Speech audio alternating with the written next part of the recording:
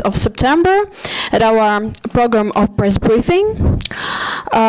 Доброго дня, шановні пані та панове в Українському кризовому медіа-центрі. Сьогодні у нас зараз розпочнеться програма наших прес-брифінгів 3 вересня. Let me introduce the first press briefing on the topic of recognition of DNR and LNR as terrorist organizations. And our speakers, Lana Roslytska, Olena Rybak, and also Ivanik Maria. Тема першого нашого прес-брифінгу – це визнання ДНР та ЛНР терористичними організаціями. Я запрошую до слова Ладу Росlytsку, доктора міжнародної безпеки з Канади, США, Олену Рybak, дружину закатованого в Горливці активіста, та Іванок Марію, представницю Євромайдан СОС. Будь ласка.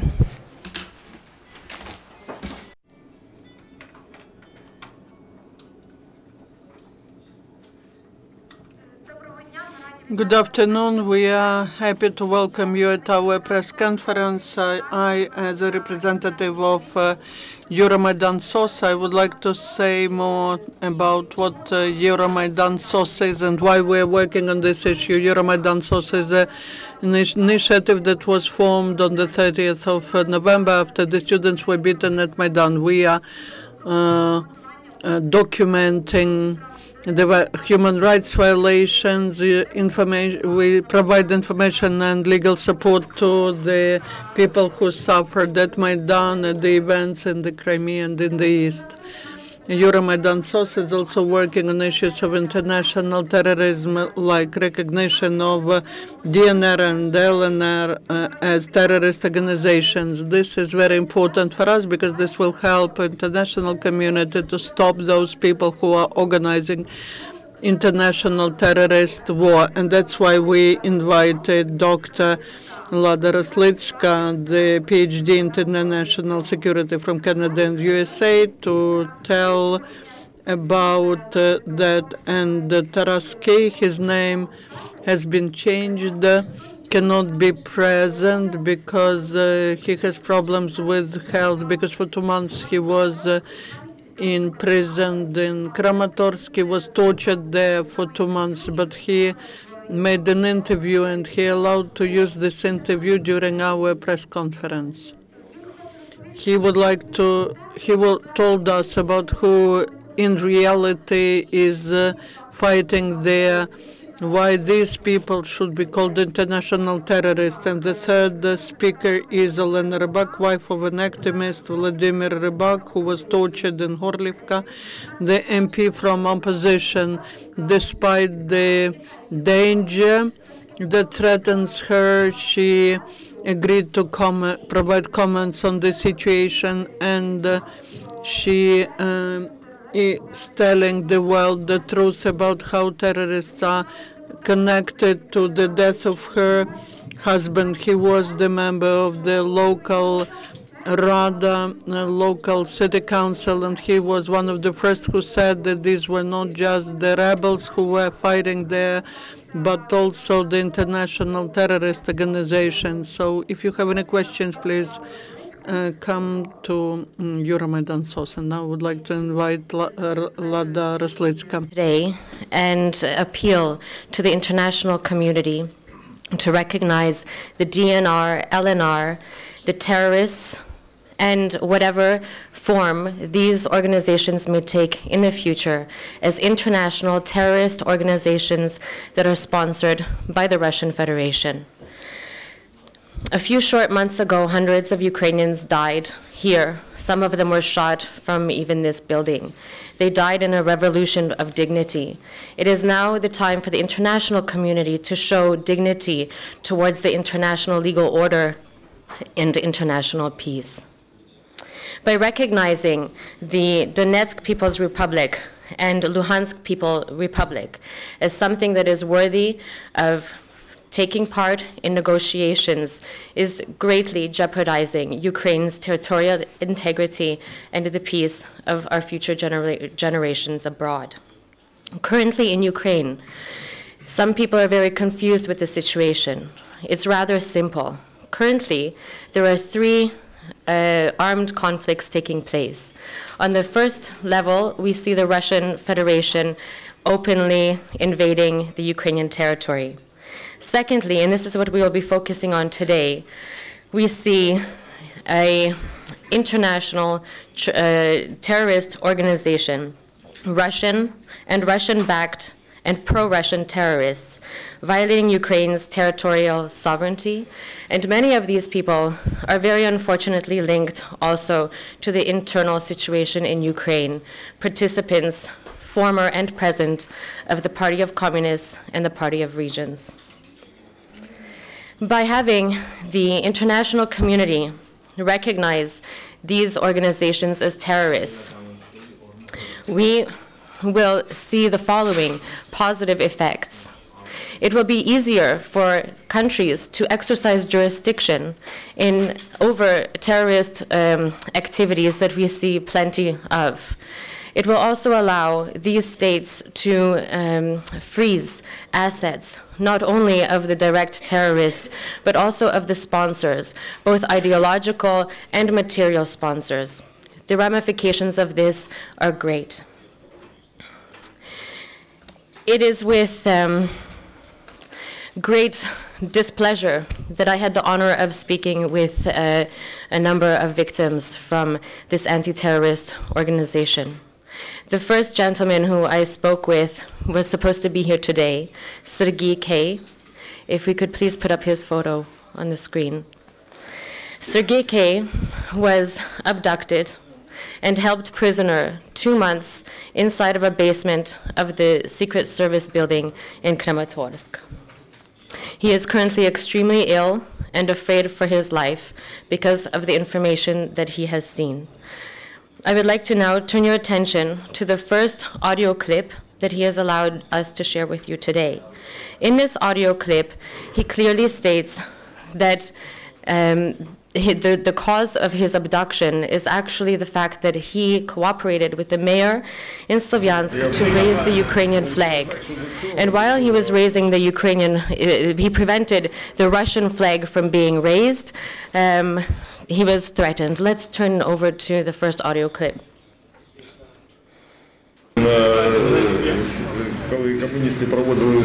When the communists with the Party of Regions had the meeting, we did not allow them to put Russian flag. Please tell us. On the 30th of March, we had the meeting at 4 o'clock p.m. We had meeting, the separatists had the meeting, the communists, the Party of Region, right? Yes. And my arrest was planned by communists. How do you know that?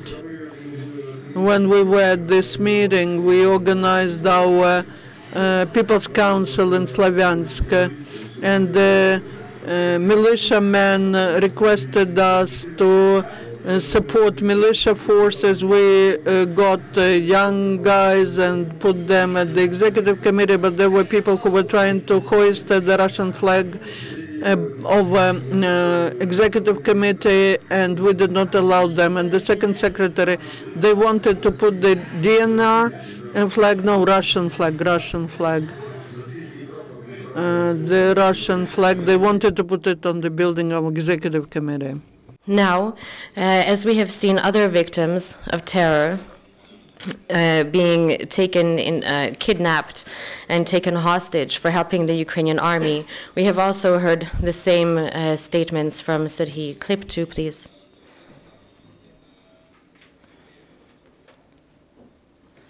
Clip 2, please. Basically, they were going and taking photographs, and I was taking food and cigarettes to Ukrainian army.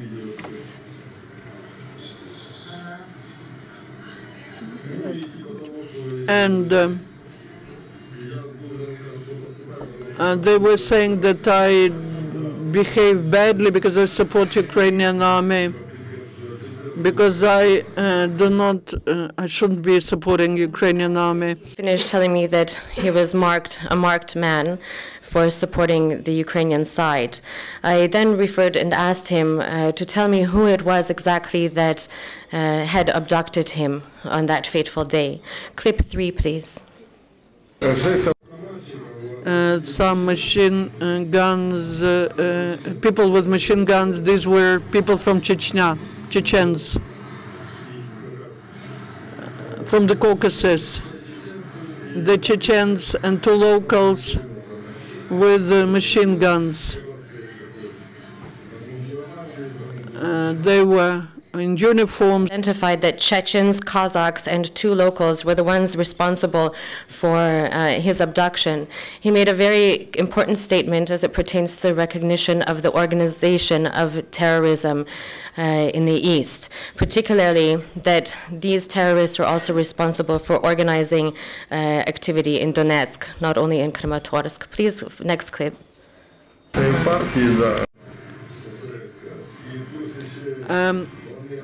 They were sending people to seize Donetsk regional administration. They were financing it all. They were sending people there. And while he was 2 months in prison, he also had the wonderful pleasure of meeting Strelkov.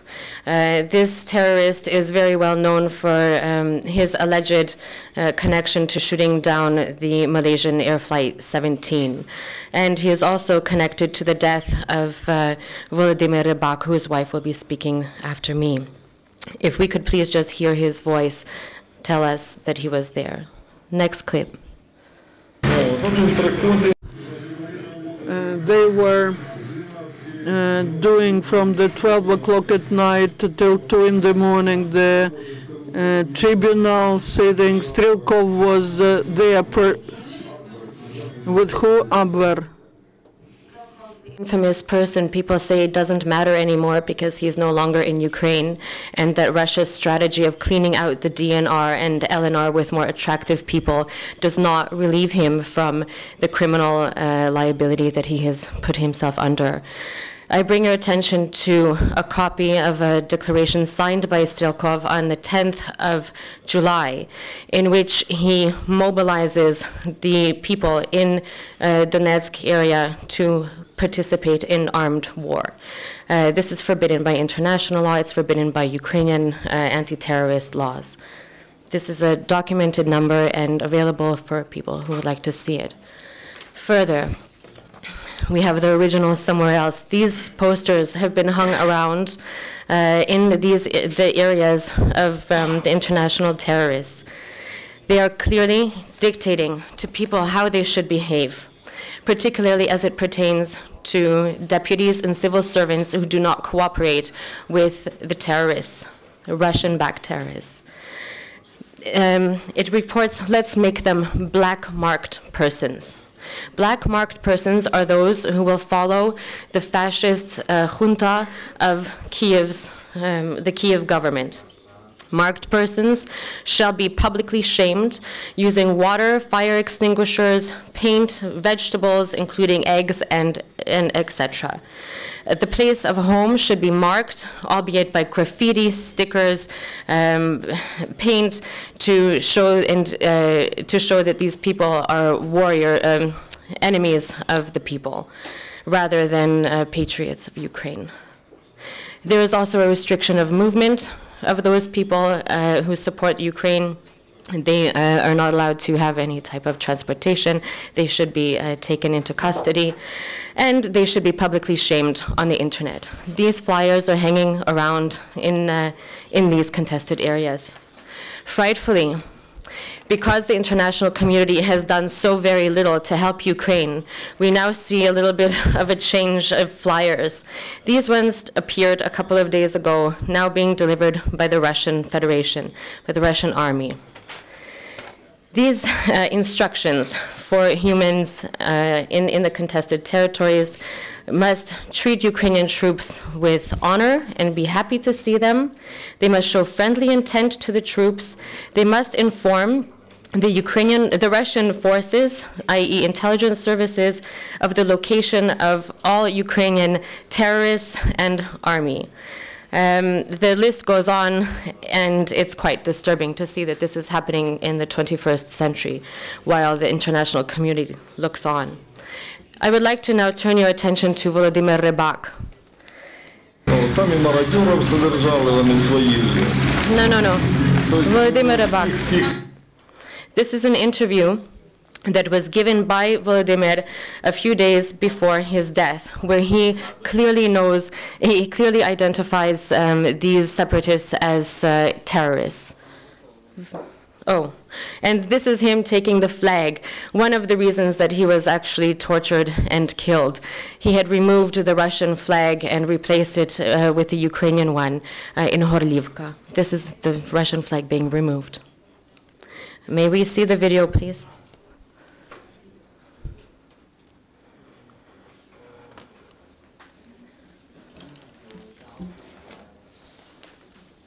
In the video that we are about to view, we hear him also saying that there are people inside of the local government who are cooperating with the terrorists to take over the territory.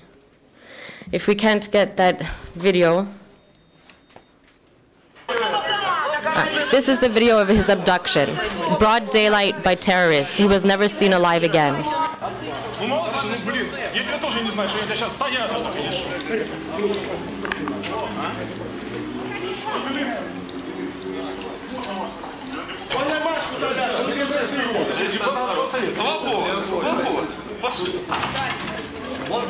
Депутат городского совета. Через мой труп его снимешь флаг, ты понял? Вы милиция, нас ничего не заберете, хорошо?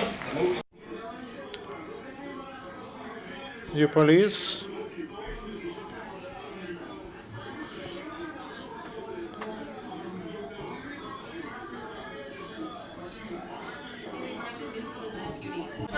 Делать нечего. Это городской совет.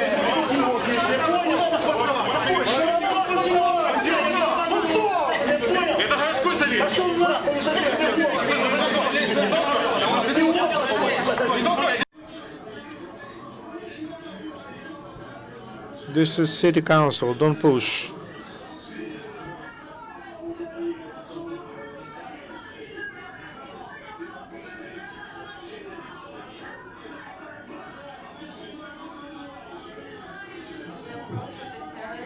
Easily to be identified for intelligence services. Unfortunately, the clip was not properly shown. The terrorists came, took him, removed him, and a few days later, he was found in the following condition. Please show the photograph.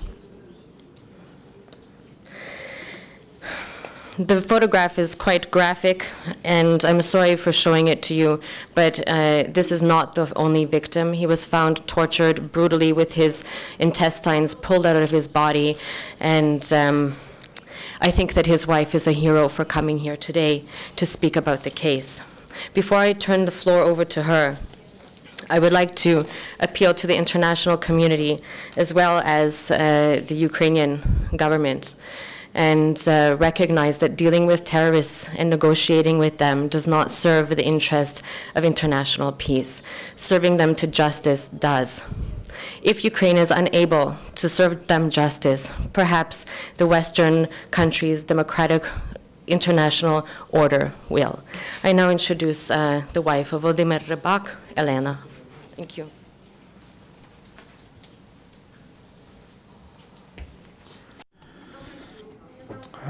Good afternoon. My name is Olena Rybak. Thank you very much for this chance to speak to all of you here and also to the international community. I will speak here about obvious things, and for our country, they are not that obvious somehow. I would like to ask your assistance to recognize these organizations, LNR, DNR, Russia, doesn't matter what they call it. That these organizations are terrorist organizations, and they are financed by Russia.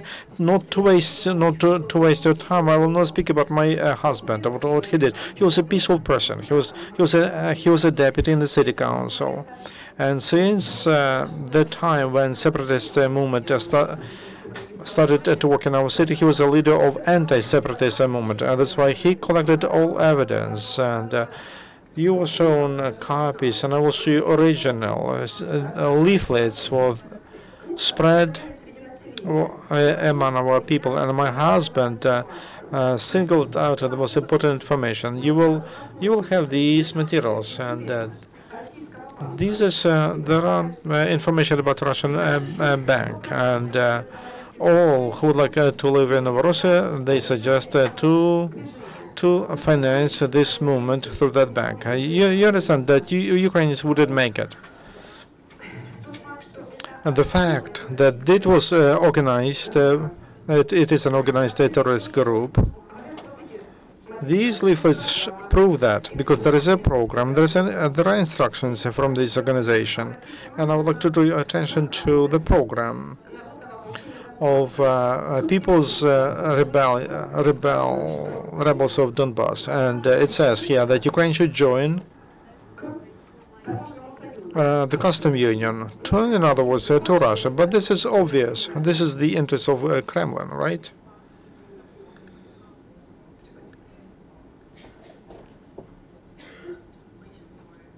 I translated everything.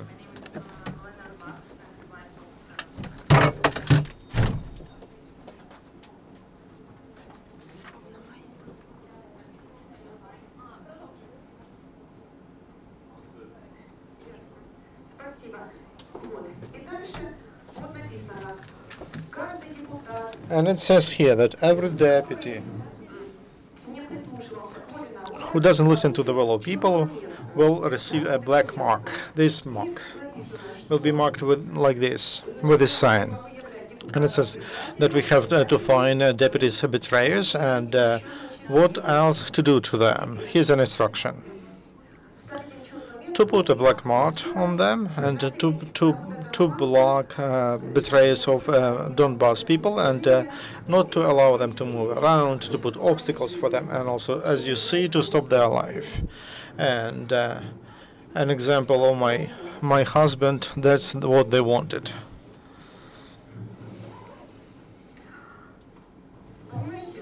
You understand, my husband, he was killed not just because he was trying to take down a Russian flag. He did it before. He was killed because he was one of the first in the city who gave assessment to the situation in the city. He called it not separatism but terrorism, because on the 14th of April there was a military, they took with arms, they took the local police and they threw the building, they broke windows, and that was the first time when people started to be kidnapped. And on April 16th he gave a video interview about this, and he called local authorities to hold a session and to develop the tactics of resistance to separatism. And this audio interview, he calls those actions as terroristic. He spoke about concrete groups. I have all these facts. Next day, as you see, my husband was abducted. For a week I was not able to find him, and police didn't help, but quite the opposite.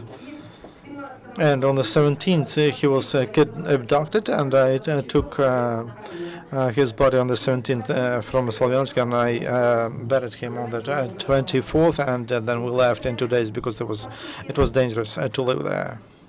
That's why I ask all organizations, all the countries that can help to set peace in Ukraine. If we have peace, we will be able to join EU and NATO. We can hold democratic reforms in our country, and also we can just live like normal people do. And also I wanted to speak to international organizations. Just help me and my child, because I spoke to the president, to his administration, and my house was exploded, and here I am. I have no job, no place to live, and our government doesn't pay attention to us. But this is last for 5 months. So nobody knows what will happen to us and I ask to punish this Girkin, Strelkov, Bezler, Ponomaryov, to take them to justice because they were involved in this, and because of them many hundreds of patriots of Ukraine died. Thank you for your attention. Thank you for your statement. Is there any question? Interfox Ukraine. A question to Lana, Roslytska. Roslytska, can you give the name, the list of organizations that should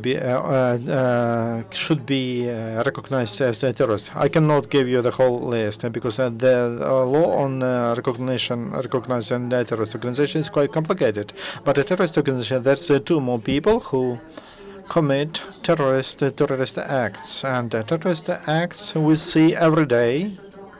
If you need more evidence or information, please speak to Euromaidan source. It's very important to mention that terrorists also have their own responsibility, not only organizations. And we hope that Putin very soon, it's LNR, DNR will not exist very soon, but the same people will exist, and maybe there will be leaders if the international community together with Ukraine will not take correct steps against them.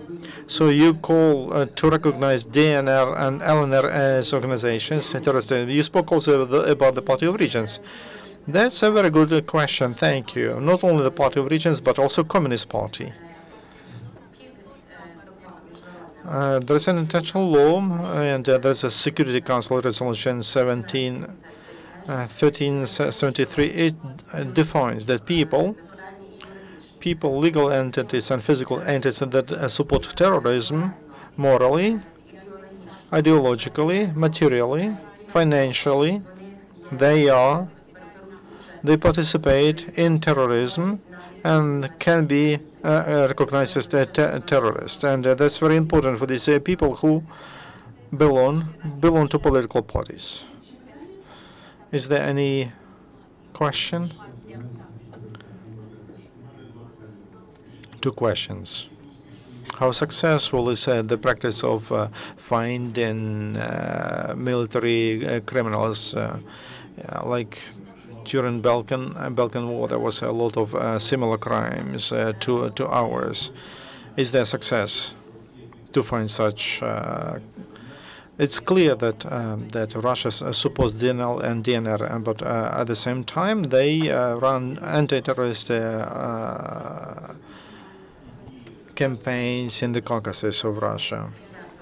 Thank you. I will not comment about facts during the war in the Balkans, because there is a positive experience there, and I hope that International Criminal Court and the International Court in The Hague, they will take to justice the majority of criminals of war. As to what Russia does on its own territory, that's very important to pay attention to that. It's very important for the international community that we should stand together against such cynical steps of the aggression of Russian aggressor.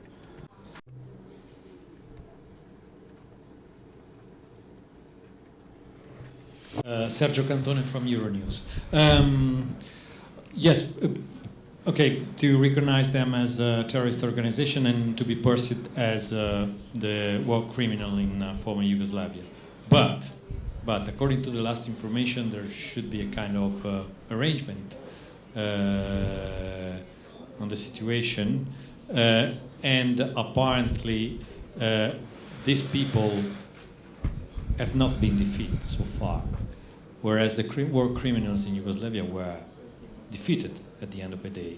So how practically to get them and to put them in jail, and also to find the responsible and the country that are in the country that financed this terrorist organization? Thank you. Thank you. Considering the low standard of rule of law inside of Ukraine, one of the main impetus that we have to have these terrorists and internationally organized criminals recognized is to actually have jurisdiction of other states take over where Ukraine can't, or that they can cooperate together. It's only through cooperating that we will be able to find the justice for these people. Unfortunately, what we see happening is quite the opposite.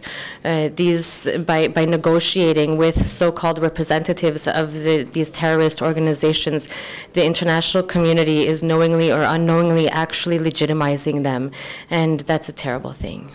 Just a follow-up, please, just to be precise on my question. Don't you think that basically, as long as there is this political regime in the northeast country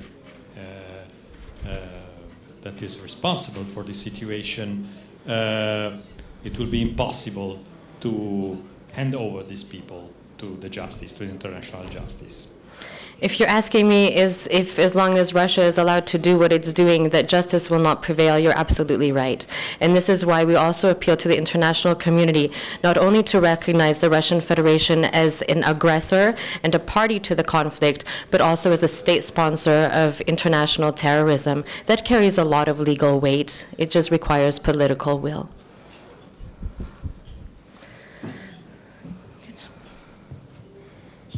No more questions? I think we don't have time, so thank you. Thank you. Good luck, and we are waiting for our next speaker.